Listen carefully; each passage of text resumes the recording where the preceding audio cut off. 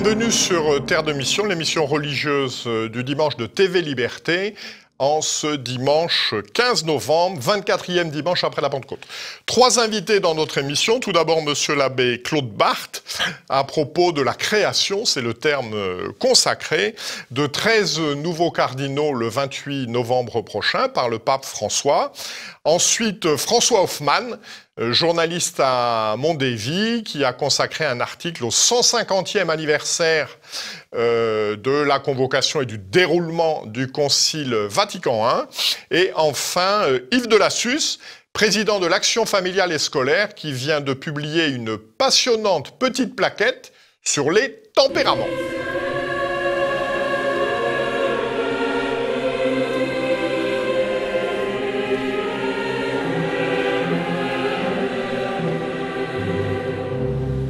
Bonjour Monsieur l'abbé. Bonjour cher Jean-Pierre, bonjour à tous.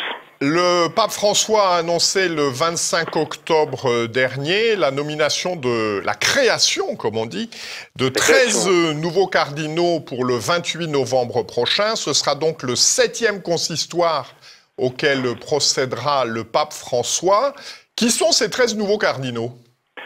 Alors, parmi les cardinaux, évidemment, on s'intéresse toujours, parce que c'est plus important pour un cardinal, aux cardinaux électeurs, qui sont 9 cardinaux, et qui, comme dans évidemment tout de suite, les journalistes, les vaticanistes surtout, scrutent les noms de ces cardinaux, quelles sont leurs tendances, comment ils les connaissent, etc. C'est une fournée de cardinaux qui ressemble pas mal aux fournées précédentes, c'est-à-dire qu'il y a beaucoup de nominations de cardinaux très bergouliens, si vous voulez. Voilà, qui sont-ils alors? Mario Grech, qui est secrétaire général du synode, Semeraro, pardon, c'est le prononcer, qui est évêque d'Albano, qui est un personnage très important dans le gouvernement actuel, qui a été nommé par le pape secrétaire de ce conseil de cardinaux qui est destiné à le conseiller pour la réforme de la curie. Voilà, le C, 8, 9, on ne sait plus. Voilà, on ne sait plus trop combien ils sont. Et ce Semeraro vient d'être nommé à la place du cardinal Béchiou, préfet de la Congrégation pour la cause des saints. Donc il est évident qu'il allait devenir cardinal. Alors lui, c'est vraiment une pièce maîtresse dans le monde bergoglien. Le cardinal Kambanda, qui est archevêque du Rwanda, qui est, on va dire, le plus traditionnel dans cette nomination, qui a pris parti il n'y a pas longtemps pour la communion sur la bouche. Donc c'est le cardinal Grégory, qui est archevêque de Washington aux États-Unis, qui est un noir, qui est aussi très bergoglien, qui est aussi très anti-Trump. Monseigneur José Fuente Advincula, qui est l'archevêque de Capiz aux Philippines, pas très connu. Monseigneur Aos Braco, archevêque de Santiago du Chili, évidemment qui est un grand ami du pape. Monseigneur Sim, vicaire apostolique de Brune. L'archevêque de Sienne, donc il y a un Italien, Sienne n'étant pas normalement, ou pas toujours, ou pas souvent, un siège cardinaliste. Ouais. Et puis le père Gambetti, on dit frère, mais c'est en réalité père qu'il faut dire, qui est gardien du Sacré-Courant d'Assise, c'est en raison de la piété du pape pour Saint François. Alors que disent ces créations des orientations doctrinales et pastorales du Saint-Père? Oui, elles disent que ces créations vont dans le sens de ces orientations doctrinales et pastorales. Et dans le sens surtout, aussi, bien sûr, des orientations pastorales et doctrinales des gens qui sont autour de lui et qui manifestement préparent l'avenir. On emploie l'expression polémique de bourrage des urnes, c'est un peu ce que fait en quelque sorte le pape dans ses nominations successives. Il prépare un conclave bergoglien. Alors quelle sera justement la composition du futur conclave? Combien d'électeurs et combien nommés par le pape François? Alors ceux qui sont nommés par le pape François sont désormais en majorité. plus de 50%. Mais ce qui ne veut pas dire pour autant qu'ils vont évidemment voter dans le sens que désirait le pape, à savoir pour le cardinal Tagle. Hein. C'est tout à fait autre chose. On ne sait jamais trop évidemment ce que va faire un cardinal quand il arrivera au conclave. Mais désormais, évidemment, le futur conclave sera vraiment bergolien, il n'y a pas de doute. Alors certains vaticanistes, en particulier après les déclarations du Saint-Père sur la légitimité qu'il accorde aux unions civiles entre homosexuels, se sont demandé si dans le cadre de ces nominations, il n'y avait pas un renforcement des cardinaux favorables à ces unions. C'est incontestable. Et par exemple, Grèche, le secrétaire général du synode, est dans cette tendance, Semeraro également, et Grégory également, l'archevêque de Washington. Ça, sans aucun doute possible. Hein. Alors, au-delà c'est désormais de la communion divorcée en mariée, on va plus loin. Hein. C'est la reconnaissance civile des unions homosexuelles. Alors, on ne peut pas ne pas observer que dans ces nominations, il n'y a aucun Français. Qu'est-ce que cela veut dire ? C'est très curieux. Il y a donc cette fois-ci un Italien et il n'y a aucun Français. De sorte qu'il n'y a pas eu de nomination de cardinaux français par le pape François. De sorte qu'il n'y a plus maintenant, à la tête d'un diocèse de France, de cardinal. C'est tout à fait étonnant. On n'a jamais vu ça, certainement. Alors, quels sont d'ailleurs, à ce propos, reste-t-il des cardinaux français électeurs en cas de conclave dans un mois ? Pour l'instant, dans un mois, oui. Pour l'instant, le cardinal 23, qui n'a pas encore atteint 80 ans. Il y a également le cardinal Barbarin, qui vient de démissionner de Lyon. J'avoue que je n'en Le cardinal Ricard aussi, a priori. Le cardinal Ricard, c'est vrai, n'a pas encore 80 ans. C'est tout juste, oui. Mais tous ces gens-là ne sont pas remplacés, mais donc il y a quelques cardinaux français, oui. Donc... Mais c'est vraiment une poignée. Alors que les cardinaux français ont quand même toujours, dans le passé, pesé dans les conclaves. Donc ce sont des... Alors nous en parlions tout à l'heure, d'ailleurs, au moment du Concile Vatican I, alors ce ne sont pas les cardinaux, ce sont les évêques, mais les évêques français représentaient une vingtaine de % de l'ensemble des pères conciliaires. Donc un point important de l'Église de France dans cet événement, aujourd'hui, poids réduit à néant dans le cas d'un futur conclave. Dans le cas de moi, ce sera quasiment rien, en effet, oui. Et donc, comme vous le disiez, aucun évêque ou archevêque titulaire aujourd'hui en France n'est cardinal. Les cardinaux sont tous des retraités. C'est une situation inouïe, qu'on n'a jamais vue, sans doute, dans l'histoire. Voilà, la France, fille aînée de l'Église, est vraiment mise de côté. Et est-ce que cette approche ne concerne que l'Église de France, ou est-ce que c'est aussi, peut-être plus généralement, l'Église qui est en Europe par rapport aux églises américaines, asiatiques, africaines? C'est ça, certainement, oui. On a souvent parlé depuis le Concile de l'internationalisation de la curie d'une part, qui est réelle jusqu'à un certain point, et de l'internationalisation du Sacré Collège. Aujourd'hui, elle est tout à fait réelle, et il y a un déportement. Le pape, évidemment, est un pape qui n'est pas européen, qui s'intéresse médiocrement aux affaires européennes, pas du tout aux affaires françaises, et par conséquent qui fait peser davantage de poids aux autres églises dans le monde, notamment. Oui, alors il y a des choix toujours qui paraissent un peu étranges, bon, après tout, pourquoi pas, mais d'évêques ou d'archevêques tout à fait inconnus, qui sont désormais, tant dans cette nomination, dans cette fournée, que dans les fournées précédentes, qui accèdent au Sacré Collège. Ils sont inconnus du grand public, ils sont inconnus des vaticanistes, mais ils sont inconnus des autres cardinaux. Ça aussi, c'est une nouveauté. Depuis, je ne me souviens plus de la date, il n'y a plus de consistoire, si vous voulez, avec discussion entre les cardinaux. Ils ne discutent pas entre eux. Donc ils se retrouvent à Rome, s'ils veulent se recevoir les uns les autres, ils le font, mais il n'y a pas d'échange comme il a pu y avoir, comme il y a toujours eu dans le passé. Ça va être une des difficultés du prochain conclave. Les cardinaux arriveront, et certains ne connaîtront personne et ne seront connus de personne. Eh bien, merci infiniment de toutes ces précisions. On peut également dire en complément par rapport aux relations du pape avec la France que la seule visite de son pontificat que le souverain pontife a faite pour la France, je crois qu'il y allait à Strasbourg, mais dans le cadre des institutions européennes, pas dans le cadre de la France. Ça n'était pas une visite à la France. Non, il y a une espèce de gêne de sa part vis-à-vis de la France qui ne comprend pas bien le catholicisme, qui ne comprend pas notamment ce catholicisme identitaire, voire traditionnel, qui lui échappe. Pour lui, ça semble représenter quelque chose de tout à fait étrange et inconnu, et qui manifestement, on peut le dire, ne l'intéresse pas.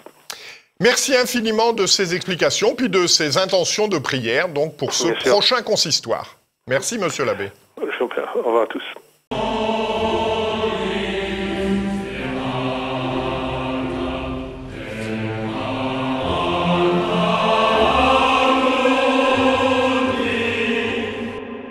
Bonjour François Hoffmann.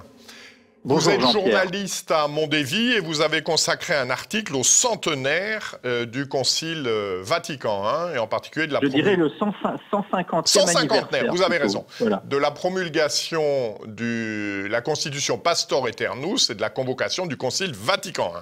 Alors pourquoi Pie IX convoque-t-il ce concile qui se déroule du 8 décembre 1869 au 20 octobre 1870 ?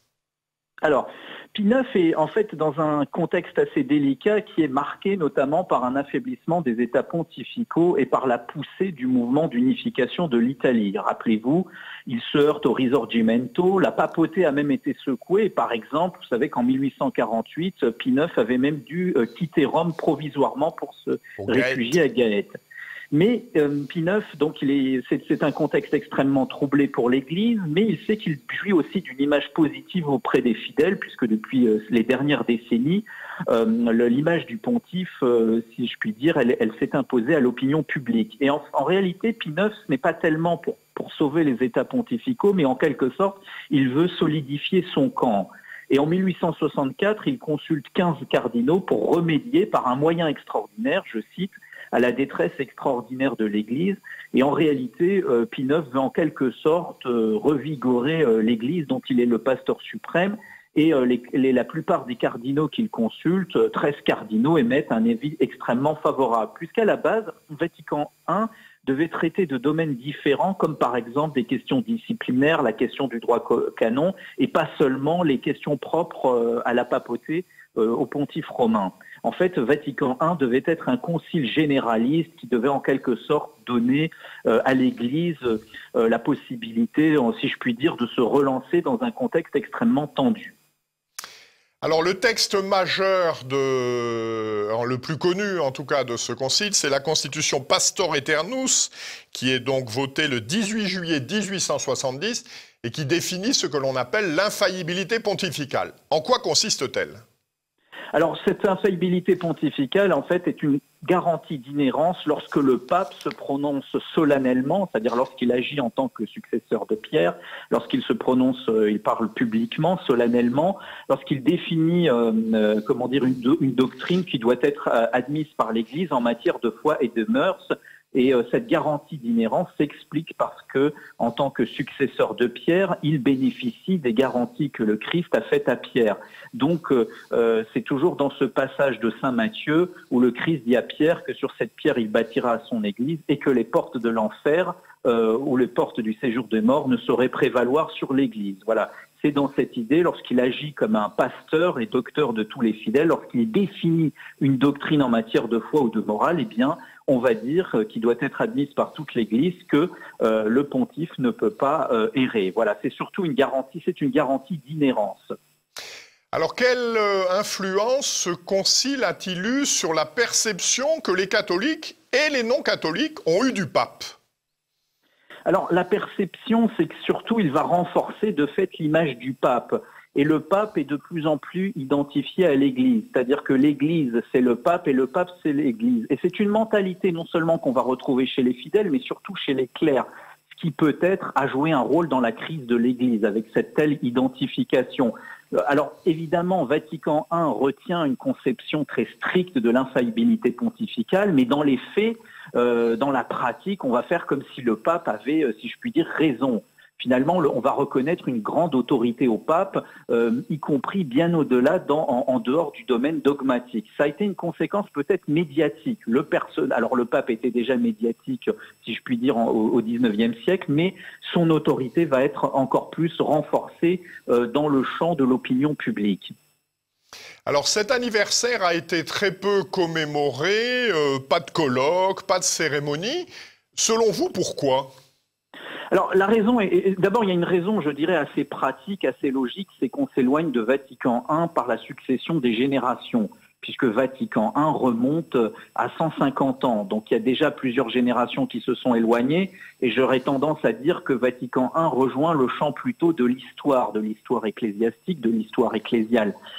C'est plutôt une loi assez historique, c'est une loi du genre. Mais dans un autre ordre d'idées, je pense aussi qu'il y a une raison, une certaine gêne dans les différents milieux ecclésiaux. Par exemple, pour la frange progressiste de l'Église, pour les catholiques, on va dire, je ne sais pas comment les appeler, modernistes, libéraux, Vatican I est très centré sur la papauté. Donc, finalement, pour eux, ce serait une sorte d'auto-célébration.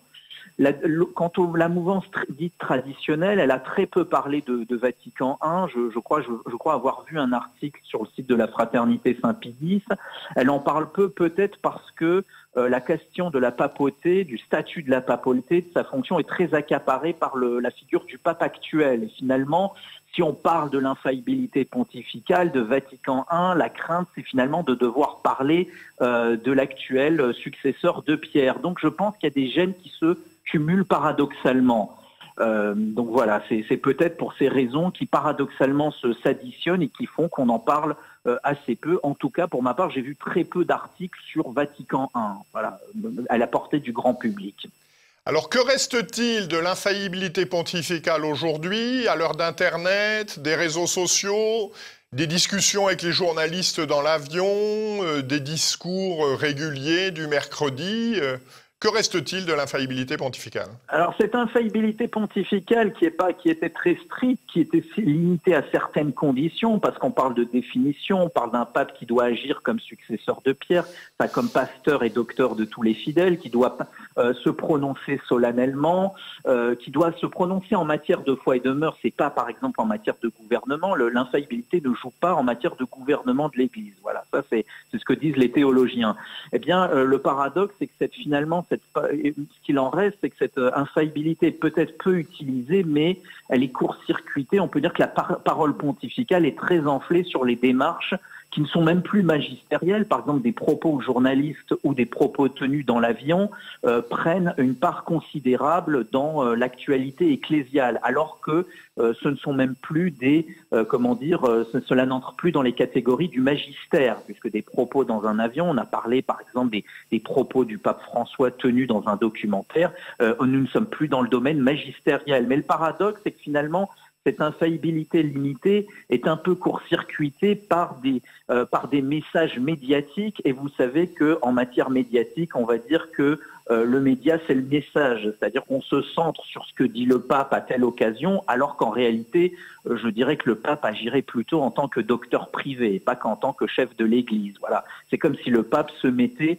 par exemple, à faire des pronostics en matière de football. Voilà. Mais ce qui est très, à la fois intéressant et aussi peut-être inquiétant, délicat, c'est que finalement, cette infaillibilité pontificale, elle a eu un effet, elle n'a pas tellement élargi le champ de l'infaillibilité, mais médiatiquement, symboliquement, elle a fait du pape le leader de l'Église catholique. Alors je dirais pour le meilleur et peut-être aussi pour le pire. Voilà, c'est toujours le paradoxe des solutions qui triomphent, si je puis dire.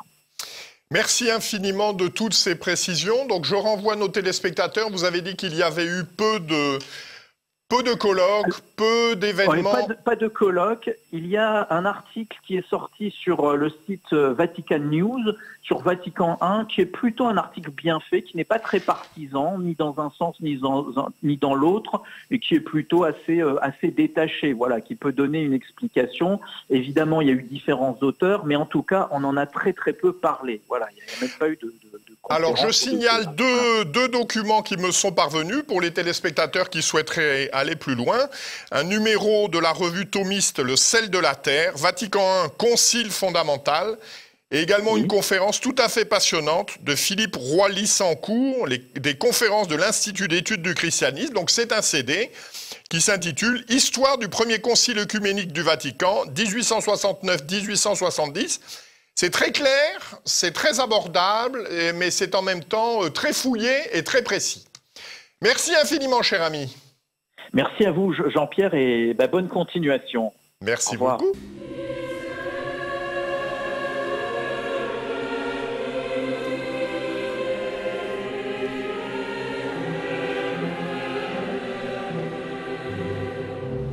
Bonjour Yves Delassus. Donc vous êtes président de l'Action familiale et scolaire, qui publie une revue du plus haut intérêt tous les 2 mois, une revue bimestrielle, et qui publie également un certain nombre de hors-séries, un certain nombre de plaquettes. Et c'est celle-ci, une des dernières parues, qui a attiré mon attention. Vous avez publié une plaquette sur les tempéraments. Alors d'abord, quelle est l'origine de ce travail ? Alors, l'origine de ce travail, je pourrais dire, il est double. D'abord, il a été fait par un abbé de la Fraternité Sapéis, l'abbé John Bruciani, qui a été longtemps et est toujours, je crois, directeur d'école et s'est toujours beaucoup intéressé à la formation de la jeunesse. Et en entendant il a fait 5 CD sur ces tempéraments, et en les entendant, notre secrétaire les a trouvés tellement formidables que l'année dernière, elle a proposé de publier les scripts de ces conférences dans la revue de l'AFS. Et une fois que les 5 CD ont été publiés, enfin le script a été publié, nous en avons fait une plaquette qui est celle dont on parle en ce moment. Alors, en quoi est-il important de connaître les tempéraments ? Qu'est-ce que ça nous apporte de s'intéresser aux tempéraments ? Alors, c'est une question qui, effectivement, est très importante parce que les parents sont souvent démunis de nos jours sur la façon d'éduquer leurs enfants, et c'est un moyen de mieux éduquer ses enfants en connaissant leur tempérament. C'est également très important pour mieux connaître son prochain, puisque nous avons tous notre tempérament, et quand nous nous adressons à quelqu'un, mieux vaut savoir, pour mieux communiquer avec lui, quel est son tempérament. Il faut aussi se comprendre soi-même, et comprendre son propre tempérament, et essayer de comprendre pourquoi dans certains cas on réagit comme ça face à d'autres personnes. Et enfin, dernier point, il est important de connaître les tempéraments pour jouer de la complémentarité de ces tempéraments, soit dans une société, ou même pour analyser une personne, puisque c'est un peu comme de la peinture, il y a plusieurs couleurs de base, et tout l'art du peintre, c'est de mélanger un peu les couleurs pour obtenir de nouvelles couleurs plus riches. Parce qu'on n'est jamais complètement dans un tempérament, on est toujours plus ou moins entre différents tempéraments. Alors, quels sont les 4 tempéraments que vous avez classifiés ? Alors, l'abbé Bruciani a pris, lui, une classification très ancienne qui date d'Hippocrate au 5e siècle avant Jésus-Christ et qui comporte 4 tempéraments avec des noms qui parfois sont un peu difficiles à associer au tempérament mais qui sont traditionnels. Le tempérament bilieux, le tempérament sanguin, le tempérament mélancolique et le tempérament flegmatique. C'est une classification qui est très ancienne, donc qui est bien connue, qui a le mérite d'être simple parce qu'elle ne comprend que 4 tempéraments. Des auteurs plus modernes, comme René Le Sen, un auteur français, en a fait 8 à partir de 3 composantes qui sont traditionnellement actifs, non actifs, émotifs, non émotifs, primaires ou secondaires. Bon, elle est peut-être un peu plus précise, mais un peu plus compliquée. Il y en a d'autres, il y a d'autres auteurs qui ont fait des classifications beaucoup plus complexes. Il est certain qu'une classification plus complexe permet d'aller peut-être plus profondément dans la connaissance du tempérament, mais pour ce qui nous concerne, la classification d'Hippocrate est très largement suffisante. Alors, quel est le plan de l'analyse de chaque tempérament ? Et pour cela, pouvez-vous nous donner un exemple ? Alors, le plan est à peu près le même pour chaque tempérament. D'abord, il y a un premier CD qui parle en général des tempéraments et présente les 4. Puis après ça, il y a 4 CD pour chaque tempérament. Et en gros, il commence par comment reconnaître un tempérament, à la façon de marcher, à la façon de parler, à la façon de réagir. Après ça, pour chaque tempérament, il étudie d'abord ses richesses et ses forces. Puis ensuite, il étudie ses faiblesses. Chaque tempérament, évidemment, on dit qu'on a toujours les défauts de ses qualités. C'est le cas pour les tempéraments. Il y a des richesses et des faiblesses. Et ensuite, 3 types de conseils. D'abord, un conseil pour la personne elle-même, pour se connaître, et essayer de corriger, d'une part, ses faiblesses et de mieux utiliser ses forces. Ensuite, il y a un conseil pour l'entourage. C'est-à-dire que quand on se trouve devant une autre personne, qu'est-ce qu'il faut faire? Quelles sont les bonnes réactions pour que la personne en question réagisse du mieux possible? Enfin, pour les parents, il y a quelques conseils pour bien éduquer leurs enfants en connaissant leur tempérament. Alors, quelques exemples. Eh bien, oui, bien sûr. Alors, il en donne, l'abbé Bruciani en donne certains. Par exemple, il parle dans les milieux de Saint-Paul et de Napoléon. Il parle pour les sanguins, de Saint-Pierre, du curé d'Ars, de Saint-Jean-Bosco. Pour les mélancoliques, eh bien, c'est plutôt des poètes ou des artistes, Baudelaire, Verlaine, Mallarmé, etc. Alors, prenons juste un petit exemple alors j'ai choisi de parler, mais on pourrait en parler de plein d'autres choses, du milieu. Alors voilà par exemple ce qu'il dit, alors je ne vais pas tout citer parce qu'il y a quand même, chaque tempérament fait 4 pages à peu près, sur les forces. Par exemple, il dit que le milieu, ses vertus dominantes sont l'ambition, l'audace, que c'est un leader naturel et que c'est une personne qui aime l'autorité et le pouvoir. Elle incarne la vertu de force par excellence et elle est en général persévérante et inébranlable dans ses décisions. À l'inverse, ses faiblesses, eh bien, ce sont souvent des gens orgueilleux qui veulent tout maîtriser autour d'eux. Ils sont assez souvent colériques et écrasent un peu les gens qui sont autour d'eux.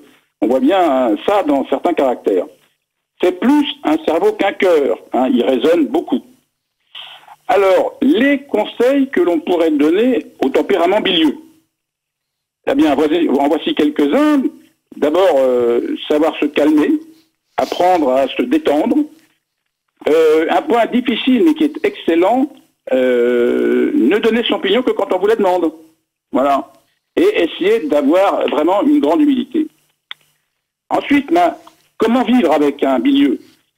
Il faut d'abord comprendre son caractère et qu'il ne faut pas le prendre forcément au premier degré.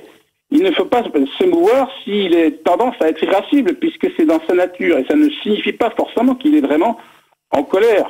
Voilà, il faut aussi accepter son autorité, tout en lui faisant comprendre que la communication, elle marche normalement dans les deux sens. Voilà, donc ça, c'est des choses que on peut habilement, en discutant, lui suggérer. Et puis pour les éducateurs, eh bien, effectivement, entre un tempérament bilieux et un tempérament flegmatique, il faut éviter de réagir de la même façon. Alors si on prend l'exemple du bilieux, eh bien, il faut beaucoup de patience, de la fermeté. À l'inverse, il ne faut surtout pas céder à ses caprices. Il faut lui apprendre la douceur, la compassion. Mais en final, il faut aussi beaucoup exiger de lui, puisqu'il a envie d'être leader et chef. Donc il faut être exigeant, il faut lui donner des responsabilités dès que possible. Voilà en gros quelques exemples de ce que l'on trouve dans cette plaquette. Alors, très concrètement, comment se procurer cette plaquette que j'ai vraiment lue avec un immense intérêt? C'est passionnant. Alors, le plus simple, puisque le seul éditeur de la plaquette du travail écrit, si je puis dire, c'est l'Action familiale et scolaire. Donc le mieux, c'est d'aller sur le site qui est afs.ovh, et à ce moment-là, en naviguant sur le site, il suffit par exemple dans le moteur de recherche en haut à droite de marquer tempérament, et on tombe tout de suite sur la page où elle est vendue. Elle est vendue au prix, je crois, de 4,50 €, quelque chose comme ça. Non, c'est ça, c'est inscrit, 4,50 €. Et si on veut la télécharger par PDF, c'est un peu moins cher, c'est dans les 2,50 € ou 3 €. Voilà. Je conseille aussi, parce que certains sont auditifs, d'autres visuels, de ne pas hésiter à acheter les CD de l'abbé Bruciani, les 5 CD, qui sont à, je crois, à 4 ou 5 € sur le site de Chiré, en Montreuil. Parce que ça permet par exemple de les écouter en voiture, voilà, et puis il a un ton très agréable. Mais c'est vrai qu'une fois qu'on a le CD, on a envie de prendre des notes, et là, la plaquette est très complémentaire des CD. Voilà. Merci infiniment. Voilà. De toutes ces explications. Donc je recommande et la plaquette et les CD. Les CD en plus sont très amusants, il a beaucoup d'humour. Voilà, cette émission s'achève. Nous nous retrouvons la semaine prochaine. C'est mon ami Guillaume de Thieulois qui dirigera l'émission. D'ici là, que Dieu qui est Père, Fils et Saint-Esprit nous garde. Bon dimanche et bonne semaine à tous.